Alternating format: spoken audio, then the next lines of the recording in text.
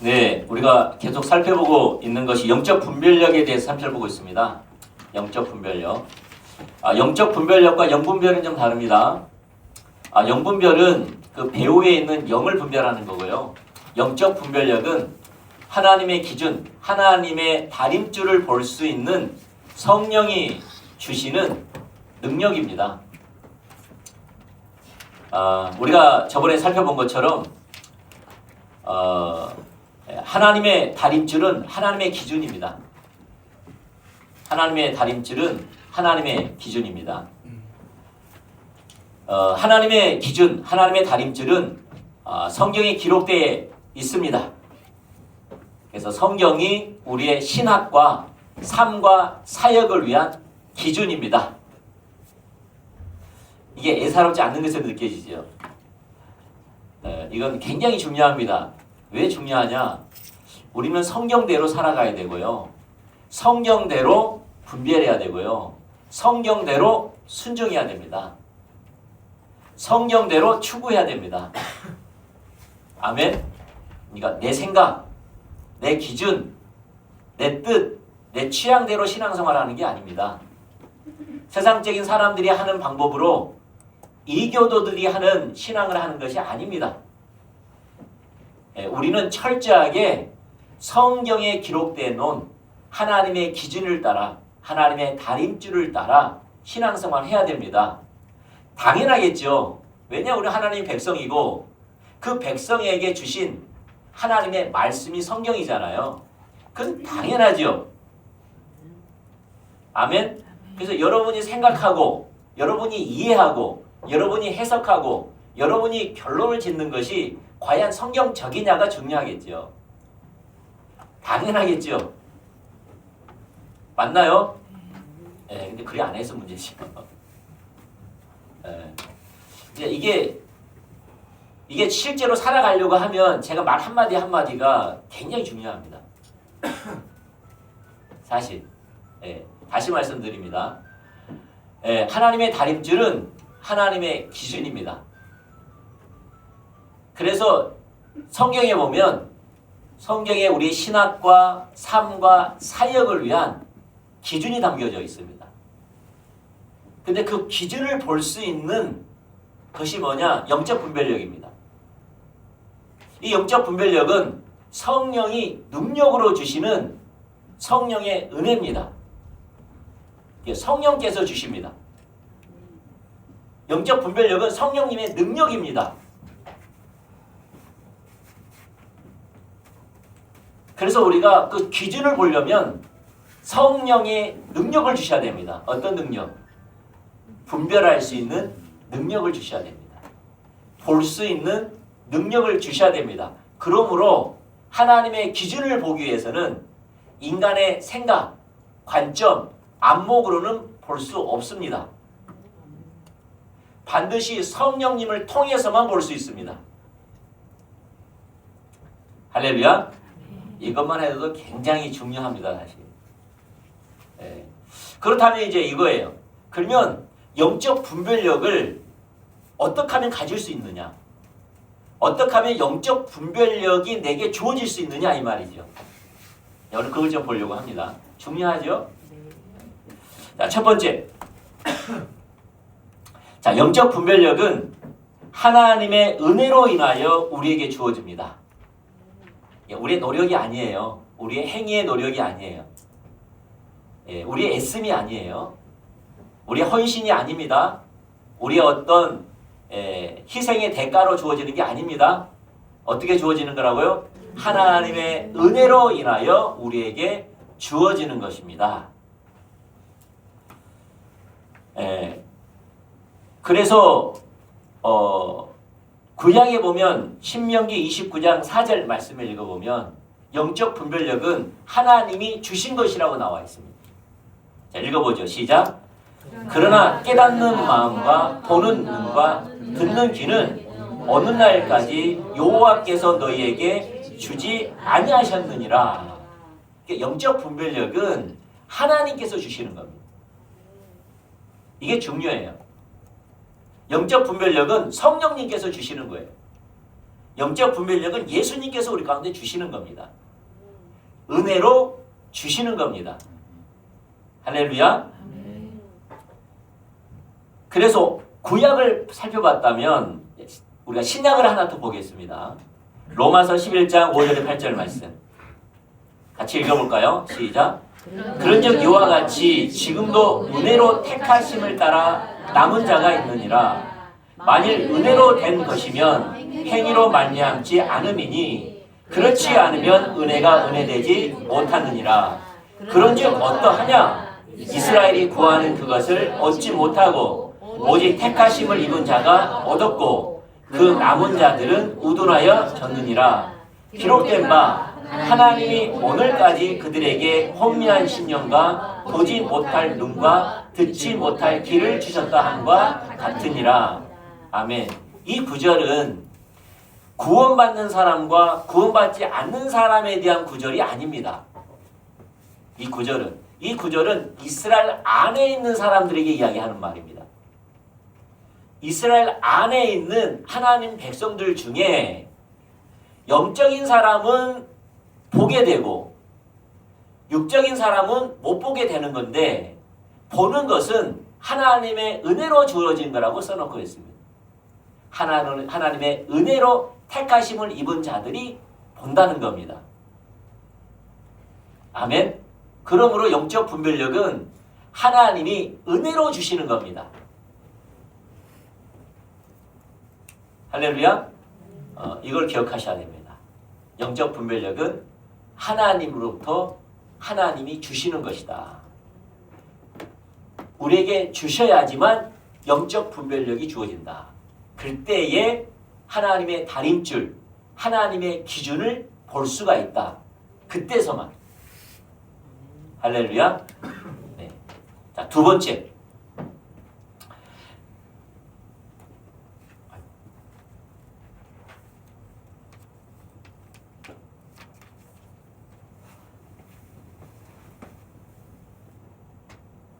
자, 두 번째.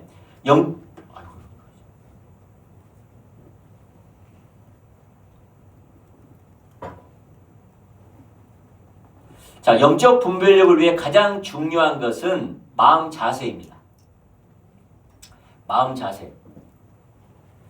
영적 분별력은 우리에게 하나님의 은혜로 주어지기 때문에 영적 분별력을 위해 우리에게 가장 중요한 것은 올바른 마음 자세입니다. 마음 자세. 왜냐하면 하나님은 올바른 마음 자세를 가진 자들에게 하나님의 은혜를 주시기 때문입니다. 아멘. 그러니까 이 말은 우리가 언제나 올바른 마음 자세를 갖고 있으면 늘 하나님의 영적 분별력이 내게 주어지느냐? 그렇진 않아요. 왜냐하면 하나님이 주고 싶을 때 주는 거기 때문에.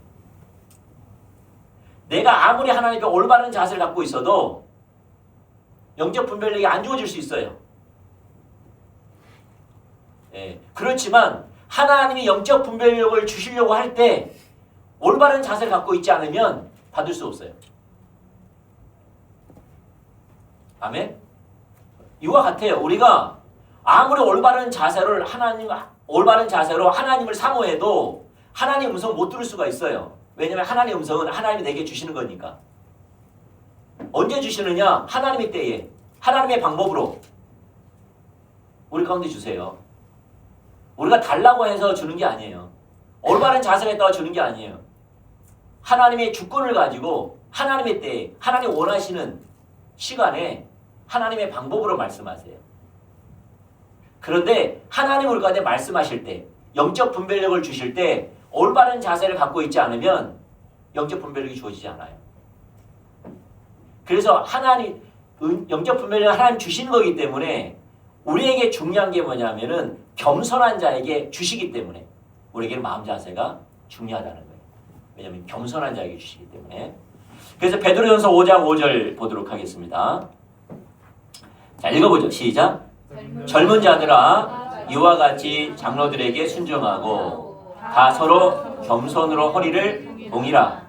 하나님은 교만한 자를 데려가시되 겸손한 자들에게는 은혜를 주시느니라. 자, 하나님이 어떤 사람을 대적하세요? 교만한 사람. 어떤 사람이 은혜를 주세요? 겸손한 사람.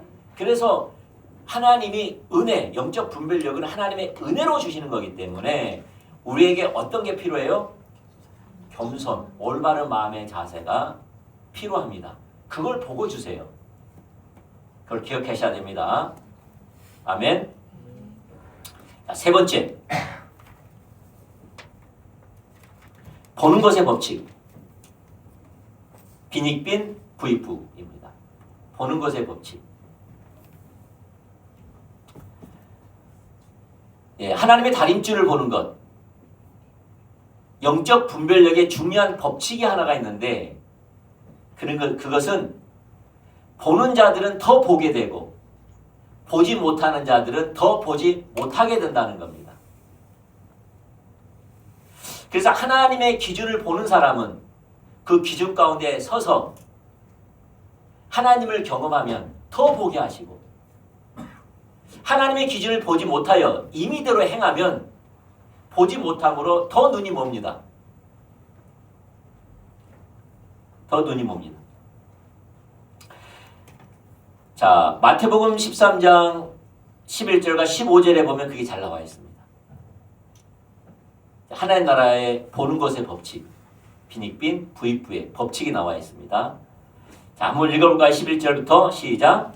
대답하여 이르시되 천국의 비밀을 아는 것이 너에게는 허락되었으나 그들에게는 아니 되었나니 무릇 있는 자는 받아 넉넉하게 되되 없는 자는 그 있는 것도 빼앗기리라. 그러므로 내가 그들에게 비유로 말하기는 그들이 보아도 보지 못하며 들어도 듣지 못하며 깨닫지 못함이니라. 이사야 예언이 그들에게 이루었으니 일렀으되 너희가 듣기는 들어도 깨닫지 못할 것이요 보기는 보아도 알지 못하리라. 이 백성의 마음이 완악하여져서 그 귀는 듣기에 둔하고 눈은 감았으니 이는 눈으로 보고 귀로 듣고 마음으로 깨달아 돌이켜 내게 고침을 받을까 두려워함이라 하였느니라. 아멘. 예. 여기 보면 12절에 뭐라고 나와 있죠? 무릇 있는 자는 받아 넉넉하게 되되 무릇 없는 자는 그 있는 것도 빼앗기리라. 이게 하나님 나라의 보는 것의 법칙입니다. 빈익빈 부익부. 원래 빈익빈 부익부의 이거는 자본주의 병폐지요, 사실. 예. 다시 말해서 가진 자는 더 부자가 되고 가난한 사람은 더 가난해지는. 제가 마다가스카르에 갔었거든요. 예, 남아프리카 공화국에서 이제 마다가스카르로 이제 비행기를 타서 이제 갔어요. 가서 선교를 하는데 아니 핸드폰을 갖고 있더라고. 우리도 마다가스카르는요 그 어디죠? 아프리카에서도요 가난한 사람들이에요. 원래 마다가스카르가 보물섬의 그 섬이잖아요. 그 상징적인 섬.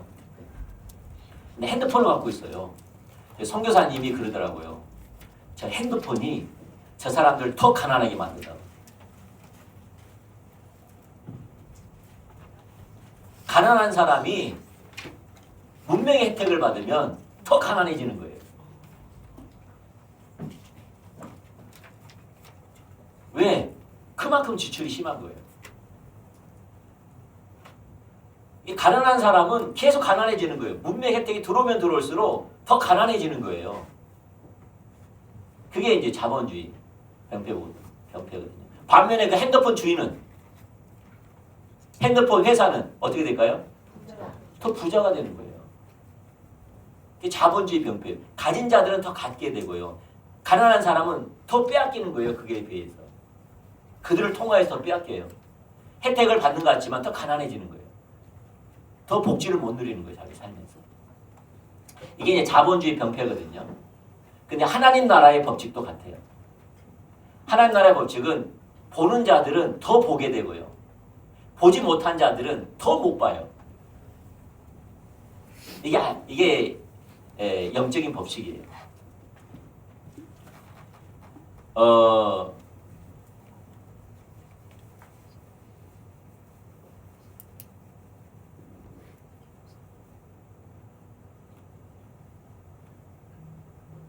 이제 하나만 더 보기를 원하면 이게 보지 못한 사람들은 더 보지 못하거든요. 보지 못한 사람은 더 보지 못해요. 이것만 좀 잠깐 보고 넘어가려고 합니다. 여러분 신구약 전체에서 여러분 박성철 목회자가 말한 게 아니고 항상 여러분 봐보세요. 제가 말하는 것은 따를 필요가 없어요. 왜냐하면 그 사람의 신앙이니까. 그래 안 그래요? 예. 여러분은 박성철 목회자의 개인적인 주장, 개인적인 어떤 의견, 그것은 받아들여도 되고 안 받아도 돼요. 그 여러분 선택이에요. 맞나요? 담임 목사라고 잘 따라하면 돼요? 안 돼요? 안 되지요. 맞나요? 예. 왜냐하면 나의 사견일 수도 있고 내 의견일 수도 있으니까 그럼 받아들여도 되고 받아들이지 않아도 돼요. 근데 성경 말씀이다 그러면 달라요. 성경 말씀이라면 달라요. 성경 말씀이라면 저게 정말 성경에서 말하고 있는 건가를 보고 성경에서 말한 거라면 따라가야 돼요. 아멘? 예, 이게 이 분별을 갖고 있어야 돼요. 근데 이게 혼돈이 돼가지고요. 아무리 진리를 말해도 그것은 박성철 목사님의 개인적인 신앙이야. 이렇게 치부해서는 안 돼요. 그건 우리 교회만 추구한 거야. 이렇게 생각하면 안 돼요. 이게 혼돈이 돼가지고. 다시 말씀드립니다. 저의 개인적인 의견이나 나의 개인적인 어떤 그 취향은 여러분 받아들여야 되고 받아들이지 않아야 돼요. 근데 진리는 성경으로 비춰봐야 돼요. 베리아 교회 성도들처럼 말씀이 과연 그리한가 하여 성경을 연구해야 돼요. 그리고 성경 말씀이 그러하면 따라가야 돼요. 그게 바울이 베레아 교회 성도들을 칭찬한 거예요. 바울의 말을 따라간 게 아니라 바울이 말하는 것이 과연 성경적인가를 그들이 연구한 거예요. 그리고 성경 말씀이 그러하니까 성경을 따라간 거예요. 바울을 따라간 게 아니라 바울이 말한 그 말씀, 성경을 따라간 거예요. 우리는 그렇게 돼야 할 줄 믿습니다. 아멘? 신구약 전체에서 우리 신앙생활은 하나님과의 친밀한 교제고 하나님의 행하심에 온 삶으로 동참하는 겁니다. 이것은 창조의 목적에서 나타나 있고 이스라엘 백성들을 부르신 목적에서 나타나 있고 그 다음에 교회를 부르신 목적에도 다 나와 있습니다. 저는 성경의 근거로 해서 모든 걸 이야기한 겁니다. 그렇다면 이것이 박성철 목회자의 개인적인 신앙이냐 아니면 성경적인 진리냐 그걸 여러분이 선택하셔야 됩니다. 아멘? 그런데 신구약 전체에서 재론의 여지가 없이 명확한 하나님의 기준, 다림질은 우리 신앙생활은 하나님과의 친밀한 교제요. 하나님의 행하심에 온 삶으로 동참하는 동역자의 삶으로 하나님께 영광을 돌리는 것이 창조의 목적이요. 우리를 부르신 목적이요. 교회를 세우신 목적입니다. 맞습니까? 이거는 구약의 이스라엘 백성들도 추구해야 되고 신약의 교회들도 추구해야 할 명확한 하나님의 다림줄입니다. 내 취향에 따라 받아들여야 되고 안 받아야 되는 게 아니라 성경 말씀에 명확합니다. 명확하지 않으면 저에게 말씀해 주세요. 다른 신앙이 있으면 말씀해 주시면 좋을 것 같아요. 아멘? 이게 정확히 신구약 전체에서 우리 신앙생활 하나님과의 친밀한 교제고 하나님 행하신 모습을 동참합니다. 근데 하나님과의 친밀한 교제는 하나님을 알고 사랑하는 그분 자신만 목적 가운데 그분을 알고 그분을 사랑하고 그분의 뜻을 알고 온 삶으로 동참하고 그분의 우중과 오두를 알고 내 삶을 드리고 그분의 뜻과 목적대로 내 삶을 조정하고 순종하는 겁니다. 그게 하나님을 알고 사랑하는 겁니다. 맞나요? 그 신앙생활이에요. 구원받는 사람은 그렇게 살아라고 써놨어요. 근데 구원받지 않으면 관심도 없지요. 그럼 묻는 거죠.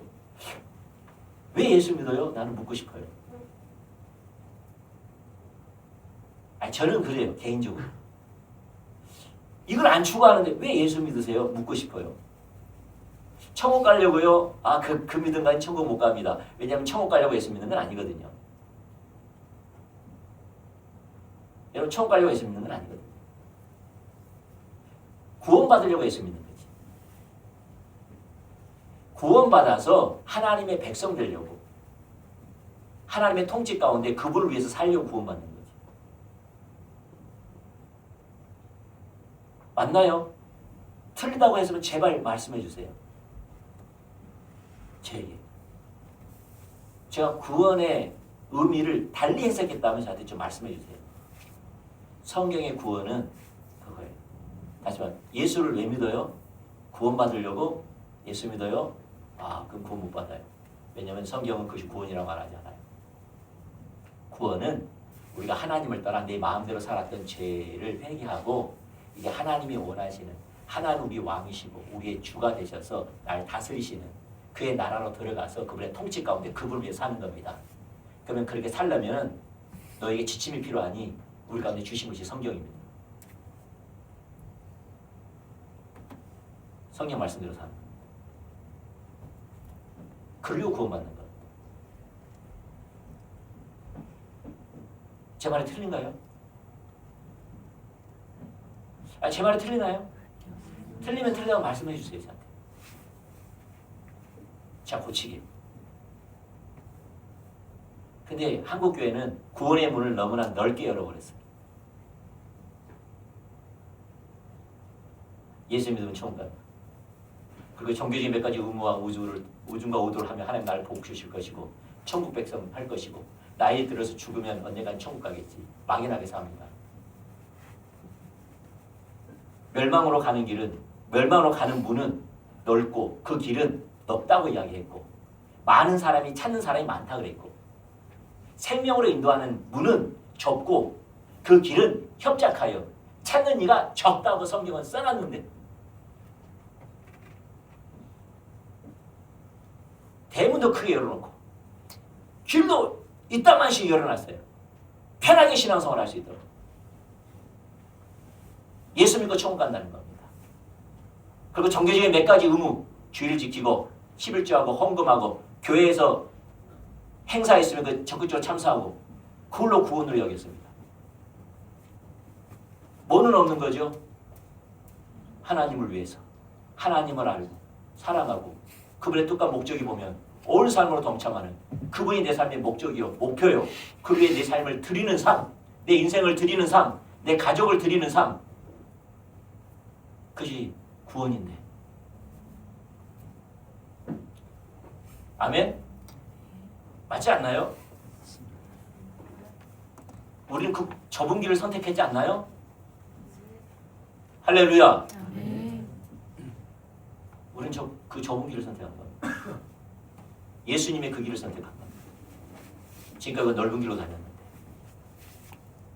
그래서 우리 신앙은 성경에서 말해놨습니다. 하나님을 알고 사랑하는 하나님과의 친밀한 교제요. 하나님이 말씀하시면 순종하는 그분을 위해서 살아가는 삶이라는 거예요. 아멘. 그런 사람은 뭐에만 관심이 있을까요? 하나님을 알기. 뭐만 관심이 있을까요? 하나님 어떤 일을 하고 계시는 것을. 그래서 모든 걸 내 삶을 주관하신 하나님을 내 삶을 주관하신 하나님이 모든 환경 가운데에서 하나님 자신을 계시하시고 그 목적을 계시하시니까 내가 배우자 한 자세로 겸손한 마음으로 하나님께 물으면서 보게 해달라고 알게 해달라고 구하면서 찾는 것이 하나님의 얼굴을 구하는 삶이죠. 이런 자들에게 항상 하나님은 영적 분별력을 부으셨고 그들은 보았고 동참했고 받아들였고 생명을 경험했지요. 할렐루야.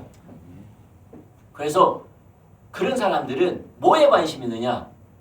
그들은 하나님을 알기를. 하나님이 어떤 일을 하고 계시는지 그에 내 온 삶으로 동참하기 원하는 이런 자들이 보는 자들이었어요. 보는 자들이었어요.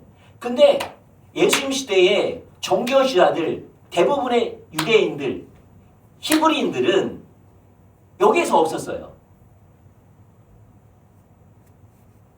그러니까 예수님이 그들이 그렇게 바라던 그 모세가 말하는 선자들이 말하는 그 선지자 아다나엘이 빌립에게 전했던 그 선지자가 그가 아니냐 와보라 그러면서 빌립을 전도하려고 하거든요. 근데 빌립이 반응을 해요. 먼저는 어찌 갈릴리의 선한 이것이 날 수 있겠느냐. 성경에는 베들레헴에서 그가 나타난다고 했는데 어찌 갈릴리의 선한 게 나타나냐. 아니다 와보라 했더니 빌립이 갔더니 너가 나를 갖다가 보암으로 믿느냐? 네가 무화과 나무 밑에 있을 때 내가 니를 보았노라 그랬더니 이분이 참으로 선지자다 그런 거예요. 무슨 말이다 하면 빌립은 뭐에 관심이 있었어요? 그 선지자 메시아 하나님을 알기 원했어요. 그분을 기다렸어요. 그분의 뜻이 이루어지기를 그분의 성취를 기다리고 기다린 자이기 때문에 하나님이 보여주시니까 금방 본 거예요. 아시겠죠? 왜? 뭐에 관심이 있으니까? 하나님 자신과 그의 목적과 그의 생명에 관심이 있으니까. 그런데 그 당시 종교 지도자들은 그게 관심 없었어요. 하나님을 알고 사랑하고 모든 환경 가운데 모든 사건 가운데 하나님을 알기를 하나님이 어떤 일을 하고 계시기를 그 일에 온 사람과 동참하는데 여기에 관심 없고 교회에 나오는데 헌금하는데 제사를 드리는데 의식을 지키는데 여기에 관심 있는 거예요. 열심히 했어요. 근데 그게 거짓 신앙책이라니까요. 왜 거짓 신앙책이라면 그들에게 신앙의 본질이 없는 열심이라는 거예요. 너희 가운데 선한 것을 찾을 수가 없다라는 거예요. 하나님 보시는 선한 게 뭔데? 하나님을 알고 하나님을 사랑하고 하나님 뜻이 보이면 온 사람으로 동참하는 그분과의 친밀한 교제, 그분과 동행하는 삶. 이걸 보기를 원했는데 그들의 예배 가운데 그들의 헌금 가운데 그분의 헌신 가운데 그들의 희생 가운데 제사 가운데 찾아볼 수 없는 거예요. 다 거짓 신앙책이거든요. 그게 이사야 1장에 나와 있잖아요. 성경대로 그 화려한 살찜 징승 의식, 대회, 기도 찾아볼 수 없는 게 뭐였죠? 신앙의 본질. 하나님을 알고 하나님을 사랑하고 나에게 행한 모든 것을 하나님의 뜻을 찾고자 그 일로 내 삶을 동참하고 하나님과의 친밀함을 찾을 수가 없었어요. 눈멀어 있었지. 거기에 관심 있는 게 아니라 인격체신 하나님, 살아계신 하나님과의 교제, 그분을 알고 그분을 사랑하고 그분과 동행하고 싶어서 그의 뜻을 찾고 그분에 순종하는 삶이 아닌 눈먼 신앙생활을 한 거예요. 안식일이니까 교회 나오고 성경에 말하는 제사를 지키고 성경에 말하는 예물을 드리고 성경에 말하는 열심을 냈지만 철저히 눈멀어 있는. 그러니까 성경에 말하는 실제 하나님의 역사를 나타내도 눈이 먼 거예요. 왜? 관심 분야가 아니니까. 그들은 그게 관심 분야가 아니에요. 하나님 자신, 그분의 실제, 그분의 뜻, 여기 관심 없어요. 그들은 뭐에 관심 있어요? 의식을 지키는 데 관심 있어요. 말씀을 지키는 데 관심 있어요.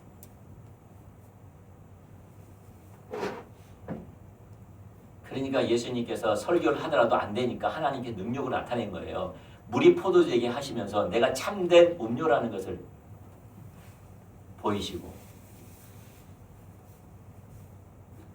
눈먼 자를 내가 세상의 빛이라고 말하면서 나면서부터 소경된 자를 고치시면서 내가 참된 어둠의 빛이라고 내 빛이니까 나를 보고 나오라고 그렇게 해도 눈이 멀었어요. 오병의 기적을 통해서 내가 참된 떡이니 나로 말미암지 않고는 너희가 살 수 없다. 진짜 생명은 나로부터 온다. 아무리 능력을 나타내도 못 봤어요.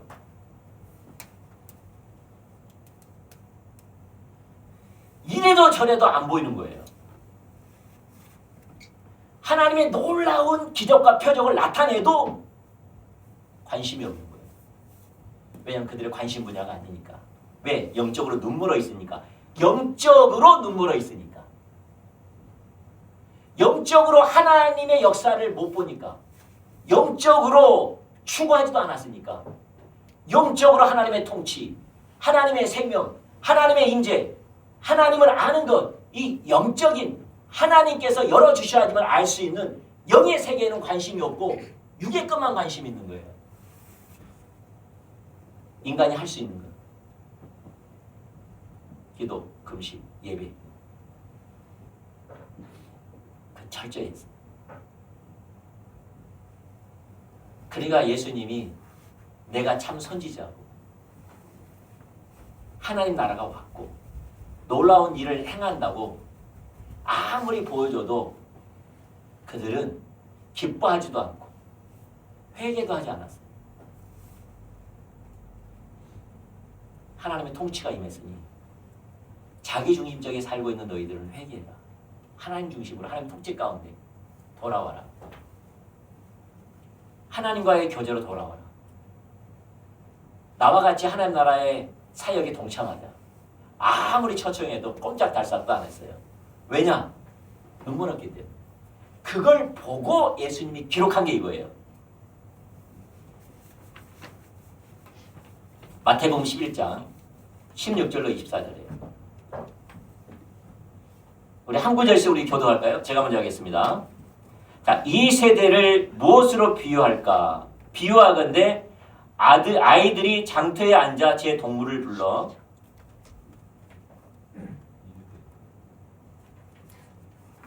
마태복음 11장 16절로 24절요. 네. 우리가 너희를 향하여 피를 부르짖어도 너희가 죽이지 않고 우리가 늙기로도 너희가 가슴을 치지 아니하였다. 자, 요한이 와서 먹지도 않고 마시지도 아니하며 그들이 말하기를 귀신이 들렸다 하더니 인자는 와서 먹고 마시는 나라를 보라. 먹기를 원하고 모두를 즐기는 사람이요 세대가 죄인의 수로다. 지혜를 그 행함으로 인하여 옳다함 나오느니라. 예수께서 권능을 가장 많이 베푸신 고울들이 회개하지 아니하므로 그때 책망하시되 하시죠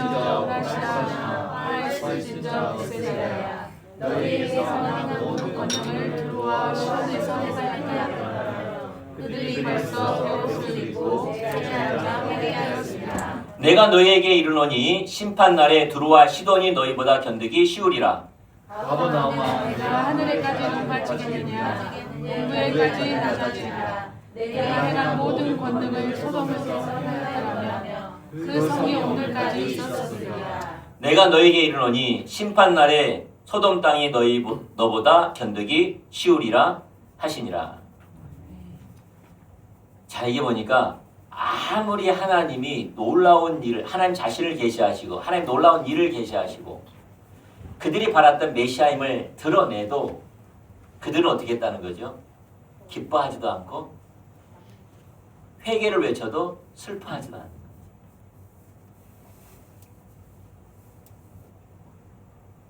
그러면서 그들을 탄식하시면서 너에게 계시했던 하나님의 영광, 너에게 보였던 하나님의 일을 불과 유황으로 멸망당한 그 소돔과 고모라에게 보였다라면 그들은 벌써 죄 가운데서 회개하고 주님께 돌아왔을 거라는 거예요.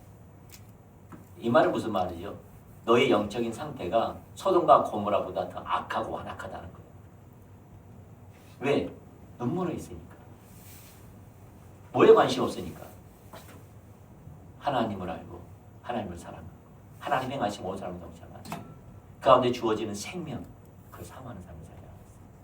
예수님은 오셔서 그들 가운데 그걸 보이셨는데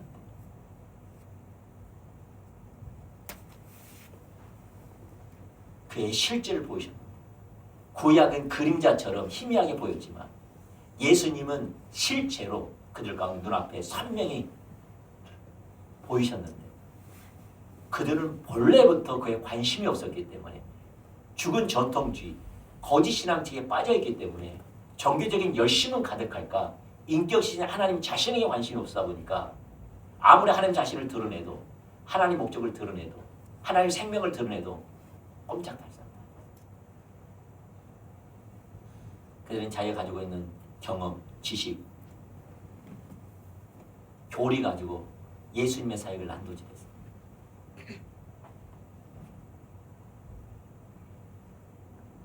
네 번째, 그래서 보지 못하면요 계속 보지 못해요. 보는 자들은 어떻게 해요? 계속 봐요. 보는 자들은 계속 봐요. 그래서 성경은 여러 가지 말하고 있죠. 예, 겨자씨, 누룩, 그 안에 생명이 있으면 보는 자들은 계속 자라나요. 천천히. 어쨌든 천천히 생명만 있으면 보기만 하면 자라나요. 천천히. 할렐루야. 우리 그렇게 되길 축복합니다. 자, 네 번째. 중심을 드러내기 위해 의도적으로 우리의 사고를 거스리시는 하나님.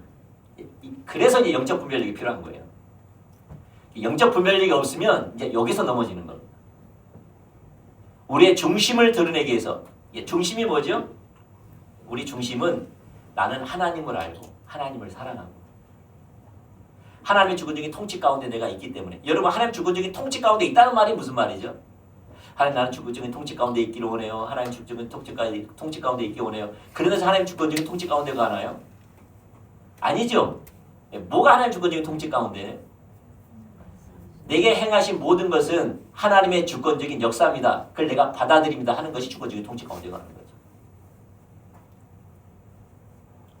맞나요?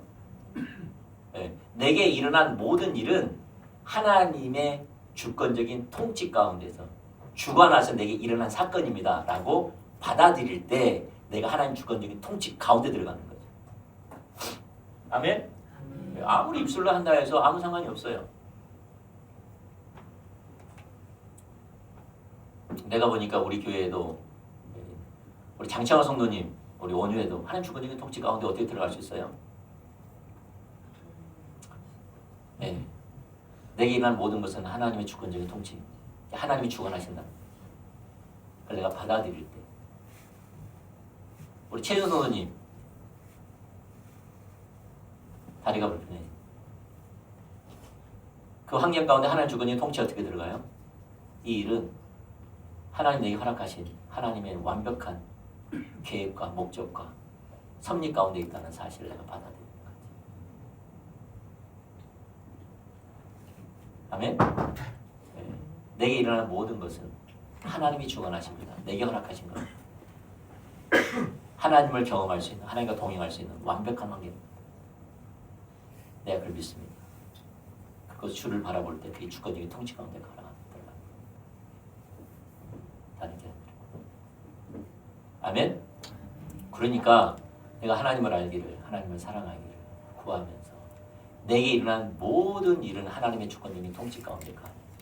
내가 하나님의 주권적인 통치 가운데 거해서 모든 것을 하나님 눈으로 보려고 하고 그 일에 내가 동참하려고 하는 거죠. 아멘? 그것이 뭐예요? 하나님 원하시는 우리의 중심이기를 원하는 거죠. 하나님의 중심이기를 원하죠. 맞나요? 네. 근데 하나님은 이것을 드러내기 위해서 과연 하나님의 중심적인 신앙의 본질과 하나님의 중심적인 삶이 우리의 중심인지 아닌지를 드러내기 위해서 뭘 거스린다? 우리의 사고를 거스린다는 거예요. 일부러. 그러면서 일하신다는 거예요. 미리 이야기하면 광야 아니까 그 애굽에서 종되었던 이스라엘 백성들을 하나님께서 모세를 통해서 구원하셔서 가나안 땅으로 인도하실 때 그들의 앞날은 꽃길이었을까요? 아니면 험한 길이라고 생각했을까요? 꽃길이지요. 앞날은 여러분 생각해보세요. 내가 만약에 이스라엘 백성들이에요. 430년 동안 종되어 있는데 하나님이 10가지 지금까지 들어보지도 못하고 경험하지 못한 세계사에서 볼 수 없는 기적과 표적과 놀라운 역사를 경험한 거예요. 직접 본 거예요. 그리고 우리를 구원하셨어요. 그 당시에 애굽은요. 그 당시에 애굽의 힘 누가 그러더라고. 그 당시 애굽의 힘과 로마의 힘은 비슷했대요. 그래서 로마의 힘을요. 중국과 미국을 합해 놓은 힘이래요. 나라와 그 힘이. 근데 그게 지배 아래에 있어. 조그마한 나라가. 해방될 수 있을까요? 그 상태예요. 애굽 바로의 힘은 그와 같아요. 지금 미국과 중국을 합해 놓은 힘이에요. 거기에 소수민족이 70인의 소수민족이 들어가가지고 자리 잡다가 숫자가 커진 거예요. 그러니까 거기서 해방될 것은 꿈이라 생각했을까 못했을까요? 못하죠. 중국이 어디입니까? 소수민족들 해방하려고 발버둥 치죠. 네. 그 쿠르드족인가 하여튼 그 있어요. 그 발버둥을 치거든요. 그 아랍 민족인데 중국으로 포함시켜버렸거든요. 중국이 그냥. 예. 그들이 해방될 거라고 생각했을까요? 중국만 해도 못 나오는데 미국까지. 예? 그러니까 애굽에 종되던 이스라엘 백성들이 출애굽 이게 애굽에서 나온다는 것은요 상상도 할 수 없는 일이에요. 그 정도의 불가능한 일인 거예요. 근데 하나님이 세계사에도 경험할 수 없는 놀라운 일을 행해버린 거예요. 구원해버린 거예요. 바로의 손을 들어버리기만 한 거예요. 위대한 역사거든요. 그러면 우리 하나님 최고의 하나님 하면서 난리가 났겠지요. 우리의 조상의 하나님은 살아계신다. 우리를 돌봤다. 이곳에 계신다. 우리에게 나타나셨다. 이제 내가 젖과 꿀이 흐르는 땅으로 인도한다 말했지 광야로 인도한다 말은 안 했잖아요. 젖과 꿀이 흐르는 땅으로 인도한다 그랬지 광야로 인도한다 말은 안 했잖아요. 그 당시에 그들의 생각은 일주일이면 갔거든요.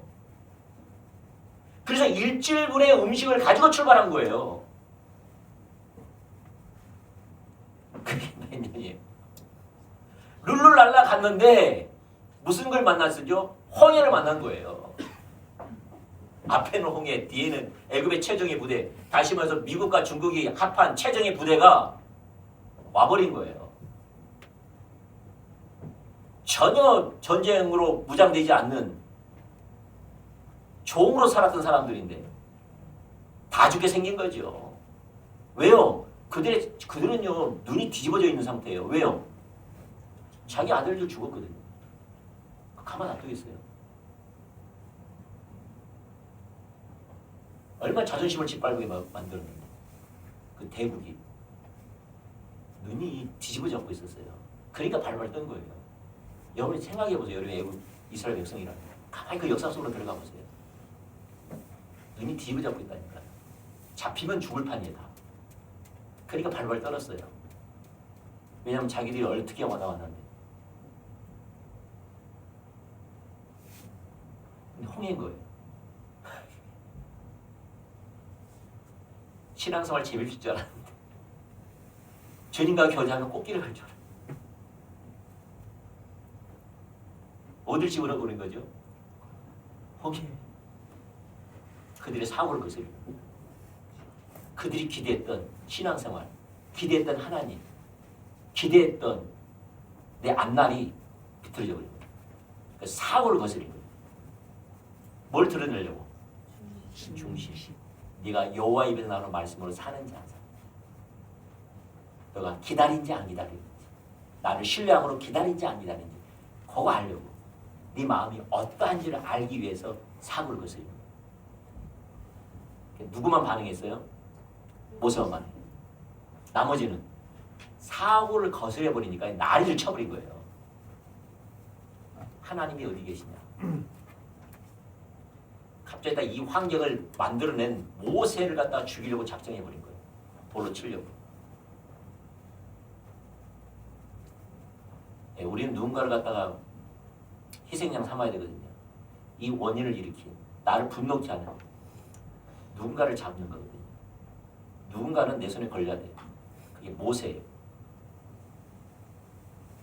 진짜 모세 죽이려고 그랬어요. 입장 바꿔 생각해. 못 죽이겠어요.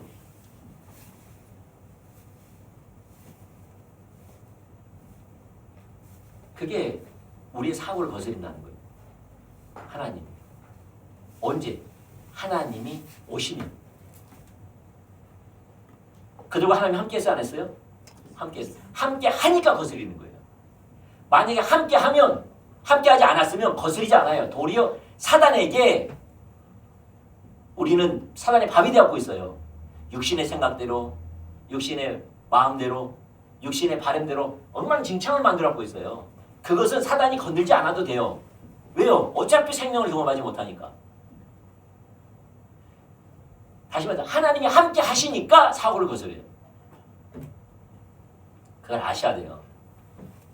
다루심은요, 하나님이 함께 해야지만 다루어져요. 다루심이 시작돼요.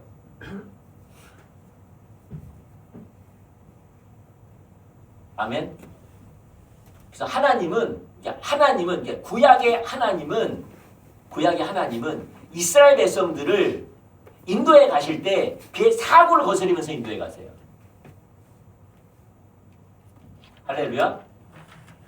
홍해를 만들어버리고 그 다음에 마라의 쓴물을 만들어버리고 그 다음에 광야를 먹을 것이 없는 곳으로 인도해버리고 그 다음에 물이 없는 바위산으로 인도해버리고 그 다음에 요단강으로 그들의 사고를 거스리면서 인도하고 그 다음에 여리고성 그들의 사고를 거스리면서 역사하고 아이성 그 민족으로 떼거지로 가도 벌떼 작전을 해가지고 공격을 해도 이길 판인데 대패를 만들고 완전 비참하게 하나님이 속여서 비참하게 승리하신 분입니까?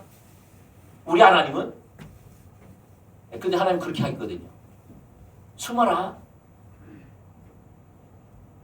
그들이 나오면은 유인해라. 그리고 뽕나면서 나와서 쳐라. 그들의 사고를 거스리고 우리 하나님은 어떤 하나님이어야 된대? 비겁하게 숨었다가 비겁하게 뒤통수 치면서 이깁니까? 어떻게 이겨야지 진짜 멋있는 거예요? 정면전하고 멋있게.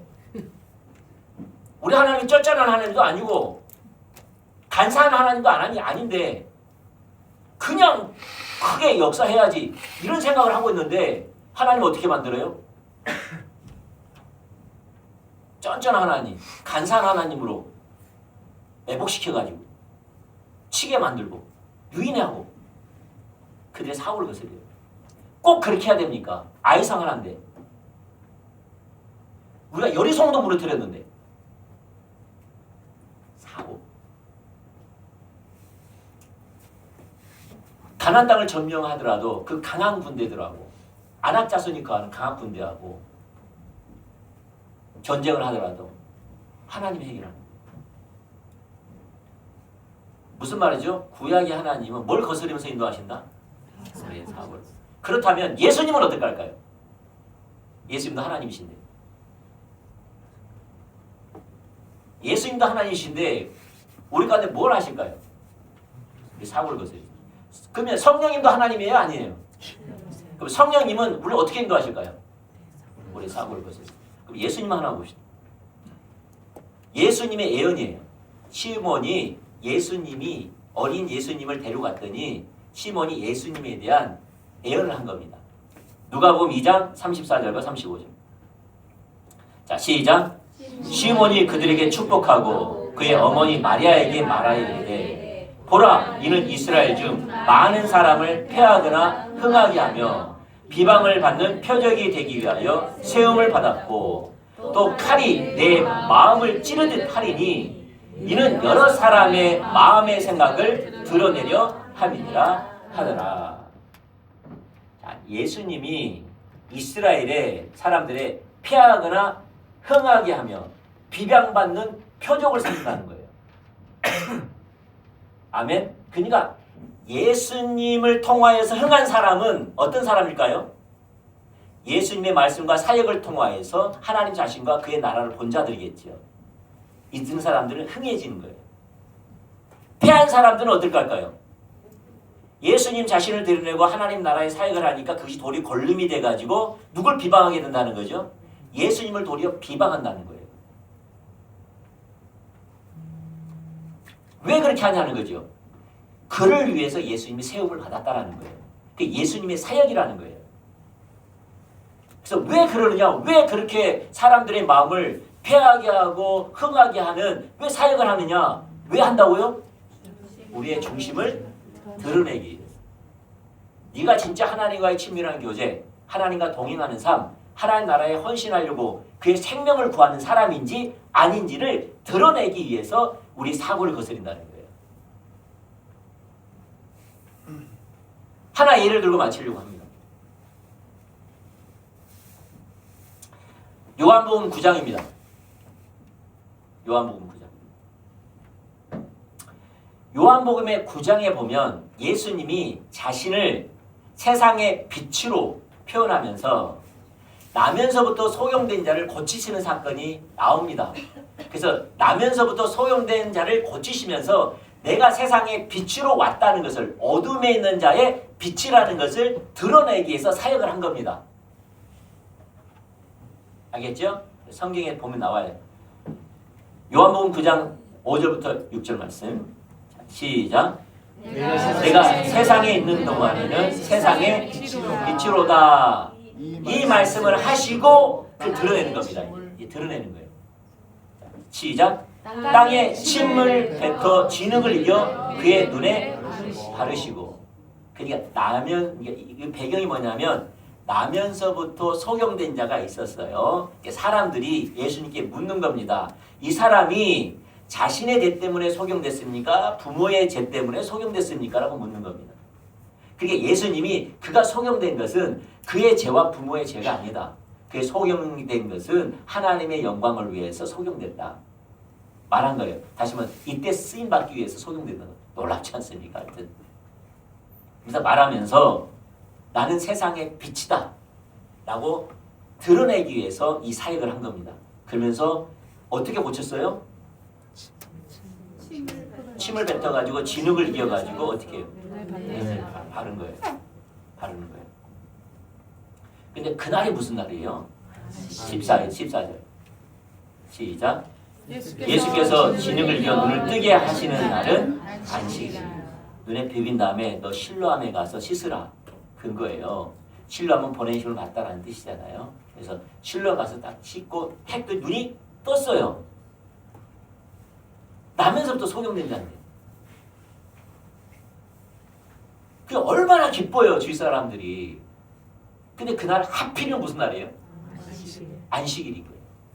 안식일. 여러분 알죠? 안식일은 유대인들이 율법을 잘 지키기 위해서 율법을 613가지로 만들었습니다. 613가지로. 그 중에 안식간이 나왔는데 안식간에 뭐가 있다면은 자리를 들고 일어나서도 안 되고요. 이부자리를 개서도 안 되고요. 침을 뱉어서 이겨도 안 돼요. 왜냐하면 그거는 땅을 기령하는 일이기 때문에. 근데 예수님이 그거 안 하면 되는데 어떻게 했어요? 뱉어가지고 이겨가지고 이거 일을 해버린 거예요. 안식일날. 안식일날 고치는 게 문제가 아니라 뭐 했다는 거죠? 일을 해버린 거예요. 자리를 들고 걸어가라 한 것처럼. 아니 그거 왜 했는지 모르겠어요. 침을 그냥 발라고 했으면 되지. 그냥 진흙하지 않고 어차피 치유하시려면 그냥 침 뱉어가지고 그냥 발로 보면은 안식일 범했어 안 범했어요? 안 범했으니까 공격받지 않을 건데 예수님은 왜 굳이 침을 뱉어가지고 진흙을 만들어가지고 그 일이라는 안식관을 그들의 안식관을 범해서까지 해가 눈에 발랐을까요? 맞아요. 하나님은 우리 항상 사고를 거스르게 일부러 그렇게 하신 거예요. 다시 말해서 그를 지켜본 안식 그 바리새인들이 있었거든요. 정교인들이 있었거든요. 항상 그들을 티집을 잡으려고 발부둥 쳤거든요. 그래서 집중한 거, 본 겁니다. 걸린 겁니다. 그래서 바리새인들이 대적합니다. 그 대적한 이유가 뭐예요? 16절에 나와 있어요. 시작. 바리새인 중에 어떤 사람은 말하되 이 사람이 안식일을 지키지 아니하니 하나님으로부터 온 자가 아니니라 하며 또 어떤 사람은 말하되 죄인으로서 어떻게 이러한 표적을 행하겠는가 하여 그들 중에 분쟁이 있었더니 다시 말해서 정교지자들이 바리새인들이 왜 문제 삼았어요? 안식일을 범했기 때문에. 그렇기 때문에 그 역사는 무슨 역사로 보는 거죠? 귀신의 역사로 보는 거예요.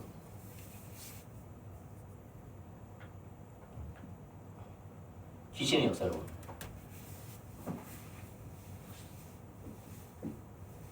근데 왜 예수님은 하필이 안식일날 진흙을 이겨 그 소경의 눈에 붙이고 바르고 왜 실로암 가서 씻으라고 했을까요? 왜 하필이면? 그게 19절과 20절에 나와 있습니다. 읽어보죠. 시작. 그러므로 예수께서 그들에게 이르시되 내가 진실로 진실로 너에게 이르노니 아들이 아버지께서 하시는 일을 보지 않고는 아무것도 스스로 할 수 없나니 아버지께서 행하시는 그것을 아들도 그와 같이 행하느니라. 아버지께서 아들을 사랑하사 자기가 행하시는 것을 다 아들에게 보이시고 또 그보다 더 큰 일을 보이사 너희로 놀랍게 여기게 하시리라. 다시 말해 예수님은 누구의 인도를 따라 했어요? 아버지께서. 아버지께서 그 사람을 주목하시고 아버지의 방법으로 그렇게 한 겁니다. 철저하게 하나님 안에서 한 거라고 예수님께서 이야기한 겁니다. 그러면 왜 하나님은 그 일을 예수님을 통해서 그 일을 하셨냐 이 말이죠. 왜 하셨다고요? 바리새인들의 사고를 거스리면서 그 중심에 뭐가 있는지를 드러내기 위함이에요. 우리의 사고, 우리의 생각, 우리의 신앙, 우리의 경험, 내가 옳다라고 생각하는 내 신념, 이걸 거스르세요. 이때 보지 못하면 하나님을 원망합니다. 다시 말씀드리면 하나님을 원망한다. 다른 말로 말해 사람을 원망합니다.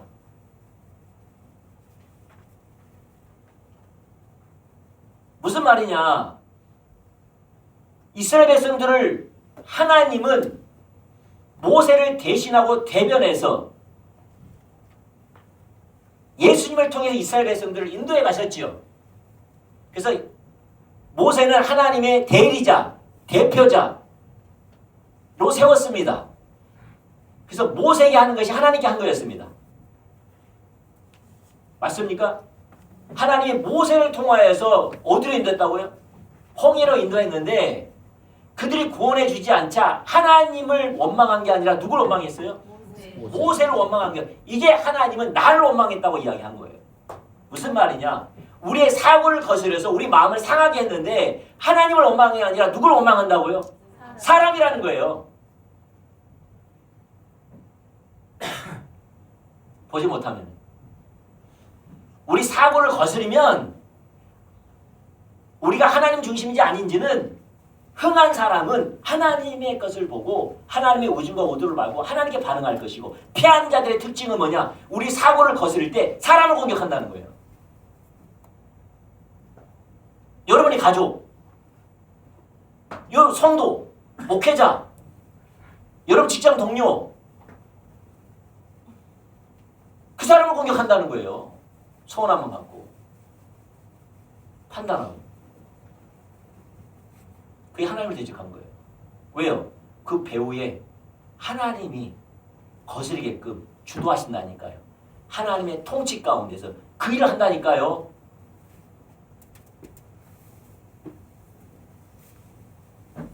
그래서 그래요. 아멘? 다시 말해, 사람이 아니라니까요. 그 사람이 나를 거스린 게 아니라 하나님이 거스렸다니까요. 그러므로 그 사람에게 화를 내는 것은 하나님을 대적한 거예요. 여러분 가족에게 대적하는 것은 하나님께 대적한 거예요. 성도에게 대적한 것은 하나님께 대적한 거고, 직장 동료에게 대적한 것은 하나님께 대적한 거예요. 왜? 하나님이 주관하시니까. 하나님의 통치 가운데 우리는 있으니까. 나의 모든 삶은 완전하고 온전하고 실수가 없는 하나님의 절대 주권 아래서 이루어진 사건이기 때문에 우리는 그렇게 보는 게 맞거든요.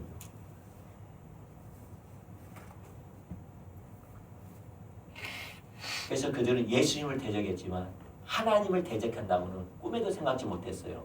도리어 그들은 하나님의 이름으로 예수님을 대적했거든요.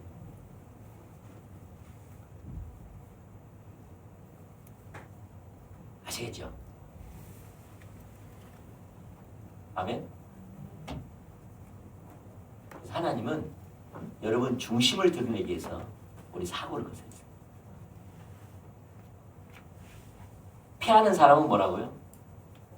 이걸로 통하여서 내 중심이 하나님을 알기로 하나님을 사랑하기를, 하나님 주권적인 통치 가운데서 관계와 환경을 통하여서 진리를 통하여서 하나님 우중과 의도를 알고 하나님 말씀하면 순종하는 주님을 따라가기로 원하는, 그래서 겸손한 마음과 배우자는 자세로 있을 때 그때 하나님이 보여주신다는 거예요.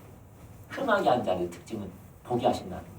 그렇게 찾으면 보게 하신다는 거예요. 그러면 환경과 사람과 사건에게 반응한 것이 아니라 하나님께 반응함으로, 하나님께 순종함으로 하나님을 경험한다는 거예요. 근데 패하는 사람들의 특징은 뭐라고요? 하나님을 알고 사랑하고 하나님 주권적인 통치 가운데 거하지 않으니까 이것을 자기식으로, 자기 경험과 자기 지식과 자기 관점으로 해석해서 내 관점으로 거스리는 상대방과 환경과 사건을 공격하고 비방하고 낙심하고 좌절한다는 겁니다. 이건 하나님께 한다고 보는 거예요. 성경은. 그래서 더 눈이 먼다는 겁니다. 더 눈이 멀면 어떻게 해요? 그 관계, 그 환경, 그 사건을 통해서 마음이 더 지옥되는 거예요. 미움, 시기, 질투, 서운함 이걸로 가득 차게 된 거예요.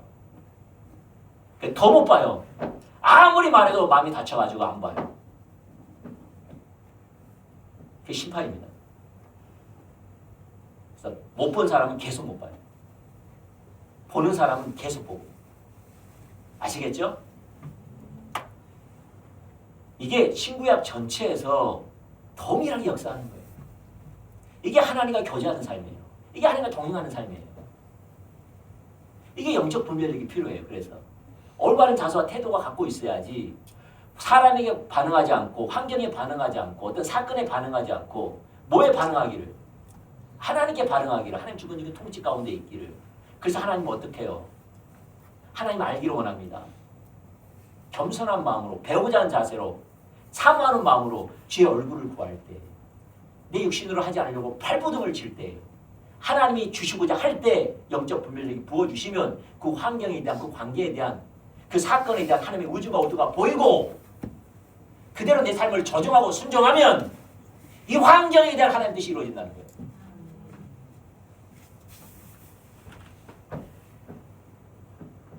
그래서 우리 영적 분별력이 필요해요. 그 영적 분별력을 위해서 마음 자세가 그렇게 중요해요. 아시겠죠? 마음의 자세는 그냥 오지 않아요. 그러나 마음의 자세는 영적 분별력은 은혜로 그냥 주어지는 거지만 우리가 올바른 마음 자세 가운데 있어야 되기 때문에 애써야 돼요. 주님 날 좀 도와주세요. 내가 피하는 자리에 있지 않게 원합니다. 내 사고를 거스리는 것은 환경이고 사건이고 관계고 그렇지만 하나님은 그 사람을 통해 나를 거스립니다. 하나님이 예수님을 통해서 안식일날 그런 일을 통하여서 그들의 마음을 가치관을 거스린 것처럼 지금도 하나님은 우리의 환경과 관계와 사건을 통하여서 우리의 사고를 거스르세요. 낙심시키고 좌절시키고 왜 저래야 돼? 왜 저런 말을 하지? 기본이 안 돼 있네. 어떻게 그런 말 할 수 있어? 왜 그런 행동을 하지? 왜 이런 일이 벌어지지? 이 사고가 거슬려요. 그럼 우리는 알아야 돼요. 할렐루야. 알아야 돼요. 하나님의 역사는 항상 그래요. 항상 사고를 거슬려요. 하나님의 역사는. 그래서 영적인 일은 영적으로 보셔야 돼요. 우리 자세와 태도가 나를 향한 거라는 거예요. 나를 하나님께서 경험하게 하신 역사라는 거예요. 근데 하나님의 생각과 우리의 생각이 다르고 하나님의 길과 우리의 길이 다르고 하나님의 목적과 우리의 목적이 달라 하늘이 땅보다 높은 것처럼 완전 다르다는 거예요. 그렇기 때문에 우리 가운데 배우자 하는 자세가 필요합니다. 그래서 겸손한 자에게 은혜를 베푸는 거예요. 주여 나는 못 보니 나는 눈 멀었으니 포기해 주세요. 그래서 맹인된 사람은 포기하고 보는 자들하고 한 사람은 맹인되게 하고 이게 하나님 나라 법칙이에요. 그래서 보는 자들의 특징은 뭡니까? 나는 본다고 하는 사람들은 나의 지식, 나의 관점, 나의 경험으로 판단해버린 사람은 본다고 하는 사람. 못 본다고 하는 사람은 주님 이 사건에 대한 하나님의 의중과 의도를 모르니까 제발 날 좀 도와주세요. 나는 소경입니다. 나의 눈을 영적인 눈을 열실 분은 오직 성령님밖에 없어요.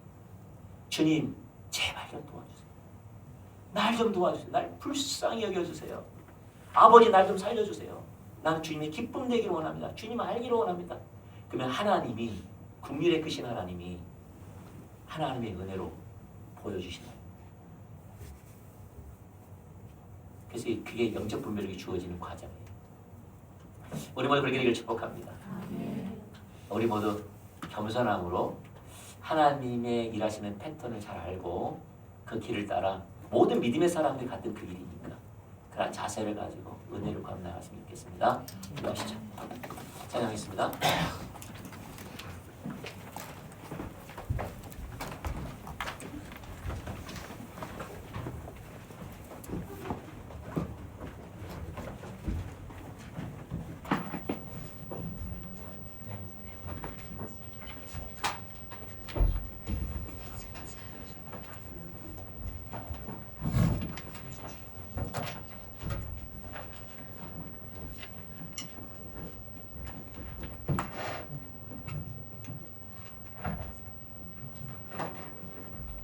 28장입니다.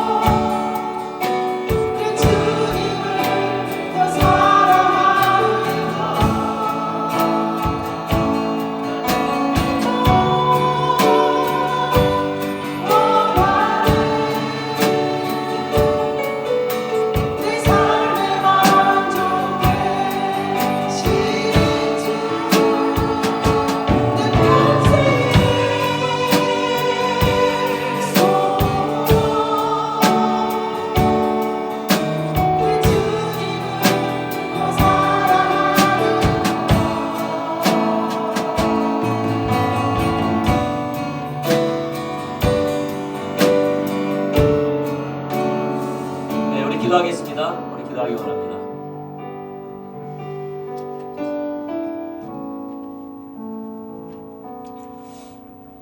우리는 설교를 들을 때 살려고 설교를 들은 거니까요.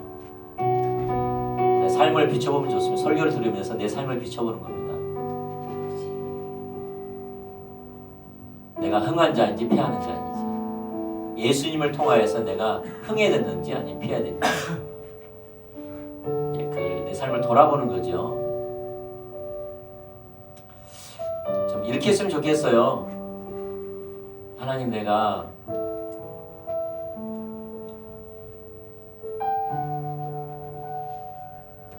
내게 일어난 모든 사건들, 관계들, 말들, 기대들, 내 뜻대로 되지 않는, 내 바람대로 되지 않는, 그걸 통해서 내가 하나님께 선한 마음을 갖고 사람에게 선한 마음 갖고 원망하고 판단하고 쓴뿌리를 가졌던 것,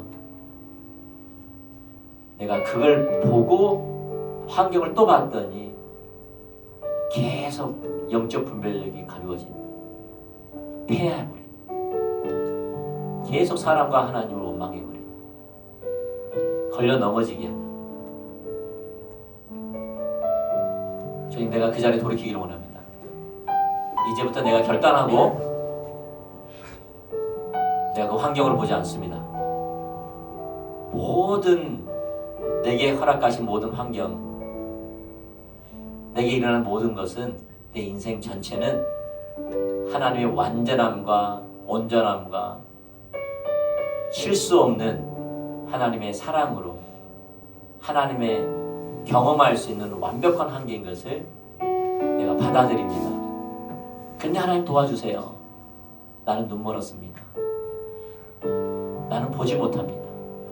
그래서 성령님 나의 눈을 열어서 보게 해주세요. 이제부터 내가 성령님을 바라보겠습니다.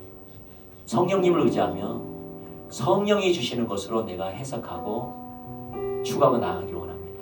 날 좀 도와주세요. 이렇게 좀 사모하는 마음, 비춰주신 마음은 앞으로 나오셔서 주님을 찾았으면 좋겠어요. 제가 이쪽으로 초청합니다.